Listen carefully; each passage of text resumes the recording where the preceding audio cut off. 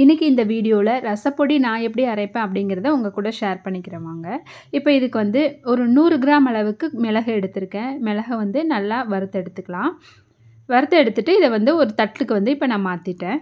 அதுக்கப்புறமா 100 கிராம் அளவு சீரகம், இதில் வந்து ஃபுல்லாக 100 கிராம் நான் போடலை, ஒரு 75 கிராம் போட்டிருப்பேன். முக்கால்வாசி போட்டுட்டு ஒரு கொஞ்சமாக வந்து எடுத்து வச்சுட்டோம். ஏன்னா சீரகம் வந்து ஜாஸ்தியாகும்போது லைட்டாக கசப்பு தன்மை வரும்.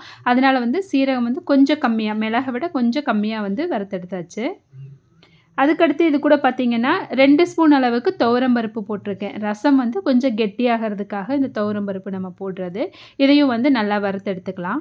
அதுக்கப்புறமா அதே மாதிரி 2 ஸ்பூன் அளவுக்கு மல்லி எடுத்திருக்கேன். மல்லி வந்து நல்லா ஒரு வாசனை கொடுக்கும், ரசத்துக்கு நல்ல ஒரு ஃப்ளேவர் கொடுக்கும். அடுத்து பார்த்திங்கன்னா கட்டி பெருங்காயம் எடுத்திருக்கேன். நம்ம பவுடர் பெருங்காயம் போடுறதை விட இந்த மாதிரி கட்டி பெருங்காயத்தை நல்லா இந்த மாதிரி வறுத்துட்டு போட்டோம் அப்படின்னா நல்ல ரசப்பொடி வாசனையாக இருக்கும். நல்ல டைஜஷனுக்கும் ரொம்ப ரொம்ப நல்லது.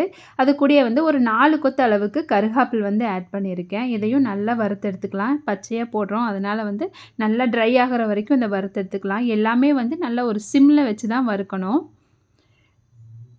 கருகாப்பில் பார்த்திங்கன்னா நல்லா வறுத்தாச்சு. அது கூடயே வந்து 4 வரமிளகா போட்டு அதையும் வறுத்து எடுத்துக்கலாம்.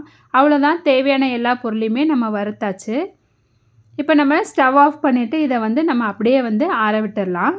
நல்லா ஆறுனதுக்கப்புறமா இதை ஒரு மிக்ஸி ஜாரில் போட்டு நம்ம அரைச்சி எடுத்துக்கலாம். ரொம்ப ஃபைன் பவுடராக தேவையில்லை, கொஞ்சம் கொர கொரன்னு இருந்தாலும் சரியாக இருக்கும். அவ்வளோதான், ரசப்பொடி நமக்கு ரெடி ஆகிடுச்சு.